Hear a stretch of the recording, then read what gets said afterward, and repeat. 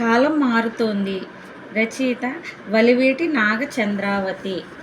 అమ్మ మెడవంపులో తలదూర్చి నడుం మీద చెయ్యి చుట్టి వెచ్చగా పడుకున్న నేను హఠాత్తుగా కళ్ళు తెరిచాను. ఎవరో సన్నగా ఏడుస్తున్న ధ్వని. పక్కన అమ్మ లేదు. కిటికీ దగ్గర క్రీనీడలో కూర్చుని శబ్దం పైకి రానీయకుండా నొక్కి పడుతూ ఏడుస్తోంది. అమ్మా! గప్పున మెలకువ వచ్చింది. కల తేలిపోయింది. నిట్టూరుస్తూ లేచి కూర్చున్నాను.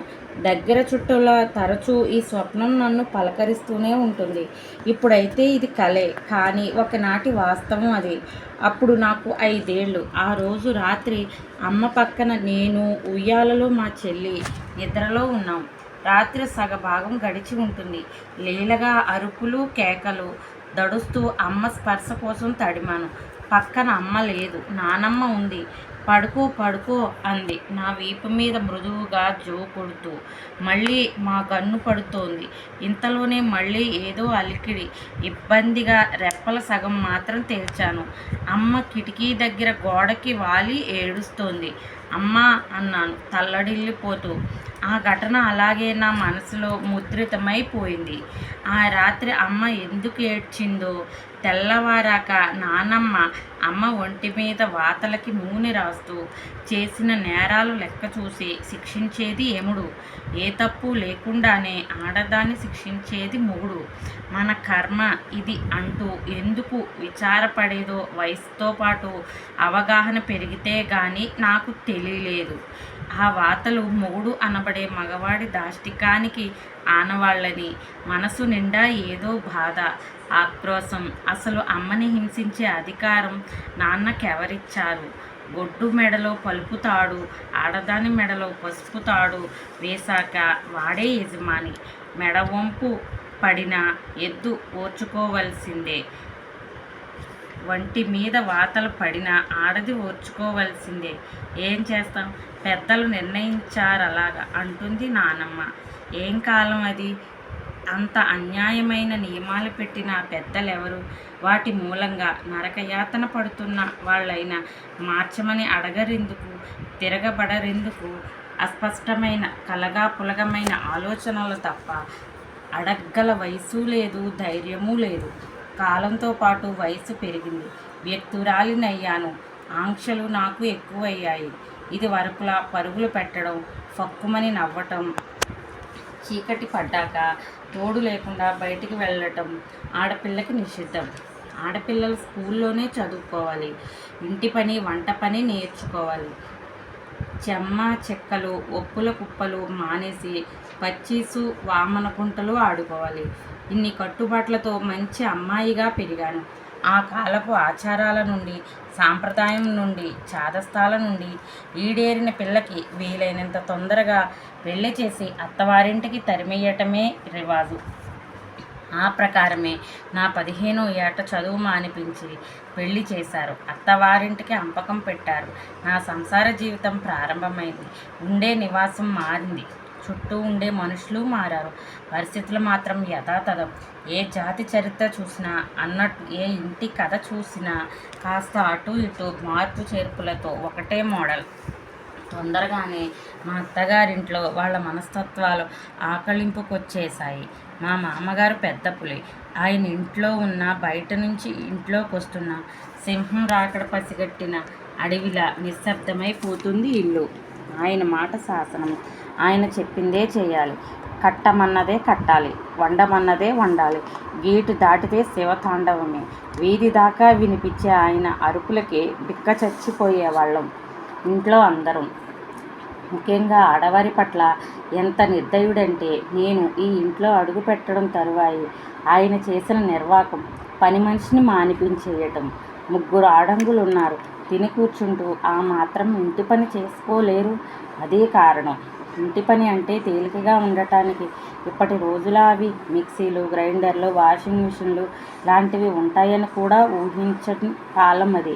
కట్టెల మీద వంట, పొగ, కళ్ళు మంటలు, మాడిన గిన్నెలు, మాసిన బట్టలు, రుబ్బురోలు, రోకలి బండ, పెరట్లో 2 గేదెలు, 3 చేసినా తెమలని పని. ఒళ్ళు హూనమయ్యే చాకిరి. మామగారు లెక్కేసిన 3లో మా అత్తగారు ఒకరు. ఆవిడకు ఉపవాసం. దానికి తోడు కీళ్ల నొప్పులు. 10 నిమిషాలు నిలబడితే పావుగంట ఆయాసపడేది. పాపం ఆవిడ రోగిష్టితనం అంటే కూడా మా మామగారికి విసిగే. ఏలినాటి శనిని నిన్ను నా కంటగట్టారు మీ వాళ్ళు అని కసిగా అరుస్తుండేవారు. ఇక మా ఆడపడుచు ప్రభావతి బాల్య వితంతు. పెళ్ళైన 2 ఏళ్లకే భర్తను పోగొట్టుకుని పుట్టింటికి వచ్చి చేరింది. నేను ఈ ఇంటి గృహప్రవేశం చేసేదాకా పని మనిషి సాయంతో ఇంట్లో పనంతా ఆమె చక్కబెట్టేది. ఇప్పుడు ఆ పని మనిషి స్థానంలో నేను వచ్చాను. ఆవిడంటే నాకు జాలి. నేను కాస్త మంచి చీర కట్టుకున్నా, తల్లో కాసిన పూలు పెట్టుకున్నా తన కళ్ళు వెలుగక్కే అసూయను కూడా నేను అర్థం చేసుకోగలను. పాపం నిండా 25 లేవు. తెల్ల చీర కట్టుకుంటుంది, వేలుముడి వేసుకుంటుంది. తను ఎదురొస్తే దస్సకనమట. లేవంగానే కనపడితే తల్లి కూడా మొహం చిట్లించుకుంటుంది. వీధి మొహం చూడనివ్వరు. మా మామగారైతే ముందు సావిట్లో అడుగుపెట్టిన ట్రంకెలేస్తారు. విధి వంకరగా చూసింది చాలదా, చుట్టూరా మనుషులు కూడా ఎందుకు ఆమెను అంతగా అవమానిస్తారు? పూర్తిగా విప్పారకుండానే రేఖలో చిదిమేసిన పువ్వులాంటి ఆమెను చూస్తే మనసు కలిచినట్టవుతుంది నాకు. ఏ జన్మలో చేసుకున్న పాపము ఈ రూపాన అనుభవిస్తుంది. ఆ భగవంతుడు విధించిన శిక్షని మనం రద్దు చేయగలమా? ఈ జన్మనిలా వెళ్ళమార్చవలసిందే అంటుంది మా అత్తగారు. ఏం కొంచెం పెద్ద మనసు తీసుకుని ఆమె రాతను సరిచేయలేరా వీళ్ళు అంటుంది నా బుద్ధి. నాకు వచ్చే భావాలని ఆలోచనలని ఎవరితో పంచుకోను. కన్నవారిని వదిలి ఎవరిని నా అనుకొని వచ్చానో ఆయన దగ్గర కూడా నా మనసు విప్పలేనే. అంత చనువు నాకు ఎప్పుడిచ్చారా ఆయన? మామగారిలా నోరు చేసుకోకపోవచ్చు కానీ సేవ చేయటంలో దాసీగా, కడుపు నింపటంలో తల్లిగా, పడగదిలో రంపగా వాడుకున్నారే తప్ప సలహా అడగటంలో మంత్రిగా నాకు అవకాశం ఇయ్యలేదు. సహధర్మచారిణిగా గౌరవించలేదు. అర్ధాంగిగా తనతో సమాన స్థానం ఇయ్యలేదు. అన్నింటా ఏకపక్ష నిర్ణయమే. సంవత్సరాలు గడుస్తున్నా మా నడుమ అదే పరాయితనం. మగవాడినన్న అహంతో నా మనసు చూరగొనాలనే ప్రయత్నం ఆయన చేయలేదు. ఈయన నా మనిషి అన్న అద్రభావం నాకు ఎప్పుడూ కలగలేదు. తప్పనిసరిగా ఒకే బాటను నడుస్తున్న బాటసారిలో అంతే. లోపలింతలా మదన పడతానే గాని ఎదురబడి మీ ఏకచక్రాధిపత్యం ఏమిటని ఎందుకు ప్రశ్నించలేను? ఆయన్ని చూడగానే ఏదో తప్పు చేసినట్టు ఎందుకు చంపుతాను? తరతరాలుగా నరాన జీర్ణించుకుపోయిన బానిసత్వ గుణం ముందుకు అడుగునీయట్లేదా అన్నాడు. నేను చేయలేని పని నా కూతురు లావణ్య చేసింది. నేను అతన్ని చేసుకోను. నాకు అతను నచ్చలేదు. కొండ బద్దలు కొట్టింది లావణ్య. ఉక్కిరి బిక్కిరయ్యారు నా భర్త. చిన్నప్పటి నుంచి అది కొంచెం పెంకి మాట పెలుసు అని తెలుసు కానీ ఇంత సాహసం చేస్తుందని మాత్రం నేను అనుకోలేదు. 2 రోజుల క్రితం సంప్రదాయ పద్ధతిగా మొదటిసారి పెళ్లి చూపులు జరిగాయి. పిల్ల నచ్చిందని కబురు వచ్చింది. వాళ్ళ నుంచి తొలిగా చూసిన సంబంధమే కుదిరిపోతుందంటే ఆడపిల్లకి ఎంత అదృష్టం కలిసొచ్చినట్లు ఇంటిల్లిపాది ఏనుగెక్కినంత సంబరపడిపోతున్నాం. కట్నాలు లాంఛనాలు మాట్లాడేసుకుని నిశ్చితార్థానికి ముహూర్తాలు కూడా పెట్టేసుకుంటే మంచిదనుకుంటున్నప్పుడు విచ్ఛేదనం చేసింది లావణ్య. అదేమిటి? నిన్న అడిగితే తలూపావుగా ఊపలేదు. దించుకున్నాను. ఆలోచించే కొద్దీ నాకు అతను బాగున్నాడనిపించటం లేదు. ముక్కు మరీ పొడుగ్గా ఉంది. చివర్లో ఉండిపోయింది. నాకు అది నచ్చలా. ఇదే చిన్నపిల్లల ఆట అనుకున్నావా? అవునని కాదని ఉగ్రుడైపోయారాయన. ఎందుకు అరుస్తారు? ఆట కాదిది, నా పెళ్లి విషయం. అందుకే సీరియస్గా చెబుతున్నాను. మీకులా దొరికిందే మహాప్రసాదమని రాజీ పడుచుకోదలుచుకోలేదు. తను గొంతు పెంచేస్తూ అంది లావణ్య. చప్పును చల్లారిపోయారాయన. ఇంటి తగవు రచ్చ చేసుకుంటే పోయే పరువు ఎవరిది? చివరికి కూతురి మొండితనానికి లొంగక తప్ప లేదు. పాపం మా వారికి. అప్పటికి కానీ నాకు తెలియదు విప్లవానికి ఎంత శక్తి ఉంది. గౌతమ్ని వరుడుగా లావణ్య కొట్టాక ఊపిరి పీల్చుకున్నారు నా భర్త. తల ఎగిరేయలేదు కానీ ఆ విజయం తాలూకు గర్వం మెరుపు లావణ్య కళలో చూశాను నేను. పెళ్లి చేసి కాపురానికి పంపించేటప్పుడు అందరితో కలివిడిగా ఉండు. పెద్దవాళ్లతో వినయంగా ఉండు. భర్త మాటకి సంప్రదాయం కొనసాగించబోయాను. ఎవరితో ఎలా ఉండాలో నాకు తెలుసులే. నువ్వేం నాకు చెప్పక్కర్లేదు అంది. అది నిజమే. నా కూతురు సమర్థురాలు. నాలా పిరికిది కాదు. తన జీవితాన్ని తెలివిగా ధైర్యంగా సరిదిద్దుకోగలదు. నేను అనుకున్నట్టే లావణ్య ఆ ఇంట గెలుపు సాధించింది. తనదైన ముద్రతో విజయ పతాకం ఎగరేసింది. కానీ నేను ఆశించినట్టు గాంధేయ మార్గంలో కాదు. గౌతమ్ చాలా నెమ్మదస్తుడు. మొహం మీద చిరునవ్వు, మాటలో సౌమ్యత, చెదరనివ్వడు. ఎప్పుడు చూసినా అప్పుడే ధ్యానంలోంచి కళ్ళు విప్పిన వాడిలా ప్రశాంతంగా ఉంటాడు. ఇక నా కూతురు తుఫాను ఉరికే జలపాతం, గంతులు వేసే లేడిపిల్ల. వ్యతిరేక ధృవాలు ఆకర్షించుకుంటాయనేది సిద్ధాంతం. లావణ్య అందానికి, వాక్చాతుర్యానికి ఫిదా అయిపోయాడు గౌతమ్. మగని ఈ బలహీనత ఆధారంగా ఆ ఇంటి సారథ్యం తన చేతిలోకి తీసుకుంది సులువుగా. అత్తగారిని వంట ఇంటికి పరిమితం చేసింది. ఏమి వండాలో, ఎంత వండాలో లిమిట్స్ పెట్టింది. ఏదో చిన్న ఉద్యోగం చేసి రిటైర్ అయిన మామగారిని ఎప్పుడూ విశ్రాంతంటూ ఆ పడక కుర్చీలో పేపర్ పట్టుకు కూర్చోకండి, ఆరోగ్యం చెడుతుంది. పెరట్లో బోలెడు ఖాళీ స్థలం ఉంది. కూర మొక్కలు వేసి వాటి సంరక్షణ చూడండి. మీకు కాలక్షేపంగానూ ఉంటుంది, ఎక్సర్సైజ్ చేసినట్లుగానూ ఉంటుంది. మనకు కూరల ఖర్చు కలిసి వస్తుంది అని 60 ఏళ్ల వృద్ధుడికి హితోపదేశం చేసింది. డిగ్రీ పూర్తి చేసి ఉద్యోగం కోసం నిరీక్షిస్తున్న మరిదిని అలా ఫ్రెండ్స్ దగ్గరకని, మాల్స్కని బలాదూరు తిరుగుళ్ళు తిరగకపోతే నలుగురు పిల్లలకి ట్యూషన్లు చెప్పరాదు? నీ అప్లికేషన్లకైనా వస్తాయి కదా. మీ అన్నయ్య ఒక్కరు ఎంత బరువును మోస్తారు? చిన్నపిల్లాడివి కాదు, అర్థం చేసుకో అని బుద్ధులు చెప్పింది. అందరికీ పనులు అప్పగించి తను మాత్రం రింగ్ మాస్టర్లా అందరినీ కంట్రోల్ చేసే బాధ్యతను తలకెత్తుకుంది. మొదట్లో కాస్త ఒత్తికగానే చెప్పింది. రాను రాను శాసించటం దాకా వచ్చింది. ఈ మూకను పోషించలేక, మా ఆయన అడ్డమైన సేవలు చేయలేక నేను చచ్చిపోతున్నాం అని కత్తర చేయటం కూడా నేర్చుకుంది. ఓర్పుకి కూడా ఓ హద్దుంటుంది. అది దాటితే అప్పటి నుంచి ఆ ఇంట్లో కీచులాటలు తలెత్తాయి. గంగిగోవులా ఉండే మామగారి నోరు, నోట్లో నాలికే లేదు అనుకునే అత్తగారి నోరు లావణ్య పుణ్యమా అని ఆ ఇంట్లో వాళ్ళకే కాదు, బయట వాళ్ళ చెవులకి కూడా వినిపిస్తున్నాయి.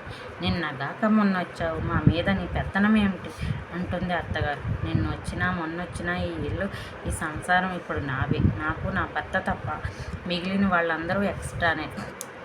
నా చెప్పు చేతల్లో ఉంటారా సరే, లేదంటే మీ తోవ మీరు చూసుకోవలసిందే. సరిగ్గా ఈ మాటల్లోనే చెప్పకపోయినా లావణ్య చెప్పే సమాధానానికి అర్థం అదే. పాపం గౌతమ్ పరిస్థితి అడకత్తెరలో పోక చందమైంది. తల్లిని తప్పు పట్టలేడు, భార్యను మందలించలేడు. అప్పటికి ప్రయత్నించాడు ఒకసారి భార్యకు నచ్చ చెప్పాలని. మీకేం తెలీదు, మీరు ఊరుకోండి. ఎవరిని ఏ స్థానంలో ఉంచాలో నాకు బాగా తెలుసు. నాకెందుకని నేను ఊరుకుంటే మీ అమ్మ ఇంతంత వండి మిగిలింది పని వాళ్ళకి పారేస్తుంది. మిగతా మీ పరివారం సోమరుల్లా తయారై బట్టలు, నగలు, గుళ్ళు, గోపురాలు అని ఒకరు, గాడ్జెట్స్, విహారాలు అని ఒకరు, ఎన్ని విధాలుగా డబ్బు తగలబెట్టడమా అని ఆలోచిస్తుంటారు. మరి మన భవిష్యత్తు, పుట్టబోయే బిడ్డలు, పెరిగే సంసారం గురించి నేను జాగ్రత్త పడతా. అంచేత నేనేం చేసినా మన మంచికే. మీరు గమ్మునుండండి, అంతా నేను చూసుకుంటాను అంది లావణ్య. గొడవ పెంచటం ఇష్టం లేక అప్పటికి ఊరుకున్న భార్య గయ్యాళతనం మితిమీరిపోయినప్పుడు విసిగెత్తిపోయి తరచూ అతను నోరు చేసుకునేవాడు. దానా దీనా ఆ ఇంట్లో ఎప్పుడూ యుద్ధ వాతావరణమే. మా బంధువులింట్లో శుభకార్యానికి వెళ్ళినప్పుడు అక్కడ కలిశాను లావణ్య అత్తగారిని. మీ అమ్మాయి మీద చాడీలు చెబుతున్నానని అనుకోకండి అంటూ కోడలు నిర్వాకమంతా చెబుతూ, మా మధ్యన నా కొడుకు నలిగిపోతున్నాడు వదిన గారు, చూడలేకపోతున్నాం. చిన్నవాడికి ఏదైనా ఉద్యోగం దొరికితే ఆ నరకంలోంచి వెళ్ళిపోతాం. అందుకోసమే రోజు ఆ దేవుణ్ణి మొక్కుకుంటున్నాను అంటూ కళ్ళొత్తుకున్నదావిడ. సిగ్గుతో తల ఉంచుకున్నాను నేను. నీకింత గడుసుతనం ఎలా అబ్బిందే? కోపంగా అడిగాను నా కూతుర్ని తర్వాత. లేకపోతే నీకులా చచ్చుగా పడి ఉండమంటావా? అది నా వల్ల కాదు. అయినా ఎప్పుడూ మగవాడు ఆధిపత్యానికి లోబడే ఉండాలా? పద్ధతి మార్చాల్సి అనిపించింది, మార్చి చూపించాను అంది విలాసంగా. మార్పు మంచిదే, కానీ ఈ రకంగానా? అమ్మమ్మ 2 చేతులతోనూ పొదవి పట్టుకుని నన్ను ఆహ్వానించింది. నా మనవరాలు వెన్నెల. ఆ నులివెచ్చిన కౌగిల్లోని ఆప్యాయతకు పొంగిపోయింది నా మనసు. తనతో పాటు వచ్చి నా పాదాలు తాకి నమస్కరించాడు వెన్నెల భర్త గోపీకృష్ణ. విదేశంలో పెద్ద చదువు చదివి వచ్చిన వాడతను. ఏ భేషజము లేకుండా ఈ ముసలదానికి ఇచ్చిన గౌరవానికి ఉబ్బి తబ్బిబ్బయ్యాను. మా వాళ్ళు ఉత్తర దేశ యాత్రలకు వెళుతూ భారంగా ఉన్న నా భారాన్ని తాత్కాలికంగా వెన్నెల మీద మోసి నన్ను ఇక్కడ దిగబెట్టారు. వెన్నెల వాళ్ళది చాలా పెద్ద ఇల్లు. వాళ్ళు నాకు ఇచ్చిన గది చాలా విశాలంగా ఉంది. లేత గులాబీ రంగు గోడలు, పెద్ద పెద్ద కిటికీలు, నైట్ క్వీన్ మీదుగా వస్తున్న గాలి వింజామరలు వీస్తున్నట్లుగా హాయిగా ఉంది. మెత్తని పరుపు నా కళ్ళు మూతలు పడేదాకా నా మంచం మీద కూర్చుని కబుర్లు చెప్పింది వెన్నెల. ఆ రాత్రి చాలా ప్రశాంతంగా నిద్రపోయాను. తెల్లవారగానే తలుపు తోసుకుంటూ లోపలికి వచ్చాడు గోపీకృష్ణ, చేతిలో ట్రేతో. గుడ్ మార్నింగ్ అమ్మమ్మ. అందమైన మందహాసంతో కాఫీ కప్ అందించాడు. నేను మిమ్మల్ని అమ్మమ్మ అని అంటాను. నాకు పిలిపే దగ్గరగా అనిపిస్తుంది. దానికేం అలాగే పిలువు. అయినా ఇంత పొద్దునే లేచి కాఫీ కూడా పెట్టావా? ఎందుకయ్యా అంత శ్రమ అన్నాను నొచ్చుకుంటూ. శ్రమ ఏముంది అమ్మమ్మ, నాన్నకు బెడ్ కాఫీ అలవాటు. మీరు చీకటితోనే లేచి ధ్యానం చేసుకుంటారని చెప్పింది వెన్నెల. నాన్నతో పాటు మీకు ఓ కప్పు కలిపాను అన్నాడు చిరునవ్వు చెదరనివ్వకుండా. వెన్నెల ఇంకా లేవలేదు. రాత్రి 2:30 అయింది. తన ఆఫీస్ వర్క్ పూర్తయ్యేసరికి. ఇంకా సేవ అయినా పడుకోమని నేను లేపలేదు. ఇంకా సేపైనా పడుకోనిమ్మని నేనే లేపలేదు అన్నాడు అతను వెళ్ళిపోతూ. తల్లి ఛాయలు రాలేదు కదా అన్న నా అనుమానాన్ని తుంచేస్తూ. గోపీకృష్ణ వెళుతున్నప్పుడే అతని తండ్రి విశ్వనాథం గారు వచ్చారు గదిలోకి. బాగున్నారా అమ్మ అంటూ. ఆయన భార్య సుమిత్ర క్యాన్సర్తో మరణించి 2 సంవత్సరాలైంది. ఇక ఉద్యోగం చేయాలనిపించక రిజైన్ చేసేసి ఇక్కడ కొన్నాళ్ళు అమెరికాలో ఉంటున్నా. కూతురు దగ్గర కొన్నాళ్ళు ఉంటుంటారాయన. 10 నిమిషాలు అవి ఇవి మాట్లాడాక 10 అడుగులు వేయగలరా అమ్మ? కాసేపు అలా వాకింగ్ వెళ్ళొద్దాం అడిగారాయన. ఒంట్లో సత్తు ఉన్నంత వరకు విరామం మెరుగున చాకిరీ వయసు ఉడిగిన ఈ స్థితిలో భగవంతుని స్మరణ తప్ప మరో ఆలోచన మరిచిపోయిన నా బోటి దానికి ఇదో కొత్త అనుభవం. నడవగలను పదండి అన్నాను. ఆ ఉషోదయ వేళ చల్లటి గాలుల్ని పీలుస్తూ ఉద్యోగరీత్యా దేశమంతా తిరిగొచ్చిన విశ్వనాథం గారు ఆ విశేషాలు మెత్తని స్వరంతో చెప్తుంటే వింటూ మంచు కురిసిన ఆ పచ్చిక మీద నడవటం నిజంగా అద్భుతం. ఇంత సుందరమైన అనుభూతులుంటాయని తెలియకుండానే జీవితం అంతా నిస్సారంగా గడిపేశాను. నిజంగా విచారం అనిపించింది. మా సుమిత్ర చేసింది అలవాటు. నా మొహంలో బయటపడిపోతున్న సంభ్రమాన్ని చూసి గావును అన్నారు విశ్వనాథం గారు. మనసుకి శాంతి, తనువుకి విశ్రాంతి ఇది అంటుంది సుమిత్ర. నేను గమనించాను. సంభాషణలో ఏదో మిష మీద భార్యను తలుచుకుంటూనే ఉన్నారాయన. భార్య హృదయాన్ని గెలుచుకున్న సుమిత్ర ఎంత అదృష్టవంతురాలు. మేము వచ్చేసరికి ఎలక్ట్రిక్ మెషిన్తో ఇల్లు శుభ్రం చేస్తున్నాడు కృష్ణ. ఈల వేసుకుంటూ మనస్సు చివుక్కుమనిపించింది. ఇంకా లేవలేదా ఈ దొరసాని? ఎంత అలసిపోతే మటుకు తను చేయాల్సిన పనులు 3 చేస్తుంటే ఎలా నిద్రపడుతుంది దానికి? అంతలోనే వచ్చింది వెన్నెల బ్రేక్ఫాస్ట్ రెడీ అనుకుంటూ. సారీ అమ్మమ్మ, పొద్దున లేచి నీకు సుప్రభాతం చెప్పాలనుకున్నాను. ఈ కృష్ణ చూడు నన్ను లేపలేదు. నన్ను చూసి అంది భర్త వంక కినుకుగా చూస్తూ. వెన్నెల మీద అనవసరంగా అపోహపడ్డాను. ఇద్దరు కలిసి డైనింగ్ టేబుల్ సర్దేశారు. నాకు ఇష్టమైన పెసరట్టు ఉప్మా చేసిందట. వెన్నెల పెసరట్లు ప్లేట్లలో పెడుతుంటే కృష్ణ గ్లాసులో మంచినీళ్ళు నింపాడు. అలా ఇద్దరు ఒకరికొకరు అందించుకుంటూ చక్కగా పని చేస్తుంటే ముచ్చటగానే ఉంది. కానీ ఏదో చిన్న ఎబ్బెట్టు. రచ్చలో కూర్చోవలసిన రాజేంద్ర భోగి ఇలా మంచినీళ్ళు పచ్చళ్ళు వడ్డిస్తూ రా అమ్మమ్మ వెన్నెల పిలిచింది. నాకు మొహమాటం వేసింది. మగవాళ్ళు తిని వెళ్ళిన తర్వాత ఆడవాళ్ళని తినటం ఎప్పటికీ మా ఇంట అలవాటు. మరి ఎంత పని రద్దీలో ఉన్నా ఉదయం బ్రేక్ఫాస్ట్కి, రాత్రి డిన్నర్కి అందరం డైనింగ్ టేబుల్ దగ్గర కలవాలన్నది మా అత్తగారు పెట్టిన నియమం. బాంధవ్యాలు బలపడేందుకు ఇదో సూత్రం అంటారని నా చెయ్యి పట్టుకుని బలవంతాన కూర్చోబెడుతూ అంది వెన్నెల. లోకం విడిచి వెళ్ళిపోయినా ఆమె మాటకెంత విలువ. ముందు తడబాటుగానే ఉంది కానీ నలుగురం కబుర్లు కలబోసుకుంటూ నవ్వులు చిలకరించుకుంటూ ప్లేట్లలోని రుచులను ఆస్వాదించటం నీరసం రోగికి గ్లూకోజ్ ఇంజెక్షన్లా నా స్తబ్దతని కరిగించాయి, ఆనందాన్ని కలిగించాయి. పలహారం పూర్తయింది. వెన్నెల టేబుల్ క్లీన్ చేస్తుంది. కృష్ణ అయితే అలవాటైన పనిలాగా గబగబా ఎంగిలి ప్లేటు సింక్లో వేసి కడిగేస్తున్నాడు. నువ్వు ఆడపనులన్నీ చేయటం నాకు నచ్చటం లేదయ్యా. లే, ఇవి నేను కడుగుతాను అన్నాను మందలింపుగా, అతని చేతిలోని ప్లేట్ల కోసం చేయి చాపుతూ. పాతకాలం వాసనలు పోలేదు మరి. కృష్ణ మందహాసం చేశాడు. మీరు మా తాతల నాటి రూల్స్ చెప్తున్నారు అమ్మమ్మ. మా జనరేషన్లో ఆడపని మగపని అని కేటాయింపులు లేవు. ఆడవాళ్ళని బానిసల్లాగా 4th గ్రేడ్కి తొక్కేయటమూ లేదు. మగవాడికి కిరీటం పెట్టి సింహాసనం ఎక్కించటము లేదు. ఇప్పుడు అందరూ సమానమే. ఆలోచించండి అమ్మమ్మ. మీరు పురుష లక్షణంగా భావించే ఉద్యోగం నాతో పాటు వెన్నెలా చేస్తుంది. మరి ఇంటి పని కూడా తన మీదే రుద్దటం సబబా? ఆ శ్రమలో సగం నేను పంచుకుంటే తప్పేమిటి? చిన్నతనం ఎందుకు? కష్టంలోనూ సమాన భాగస్వాములు అవటమే కదా దాంపత్యం అంటే. ఎలా అబ్బింది అతనికి ఇంత విశాలమైన ఆలోచన ధోరణి? నా మనసులో ప్రశ్న చదివినట్టు మా అమ్మ నాన్న స్నేహితుల్లా ఉండేవారు. అమ్మమ్మ నన్ను మా అక్కని ప్లస్ మైనస్ అని ఎప్పుడూ ఎక్కడా భేదం చూపించలేదు. చదువుతో పాటు ఇద్దరికీ ఇంటి పని వంట పని సమానంగా నేర్పించింది మా అమ్మ. ఆ విధానమే మాది కూడా. ఈ పద్ధతి సరికాదంటారా అన్నాడు కృష్ణ. తల్లి అంటే ఎంత గౌరవమో అతను కళ్ళు చెప్తున్నాయి. నా మొహంలో మెప్పుదల అతను కనిపెట్టాడు.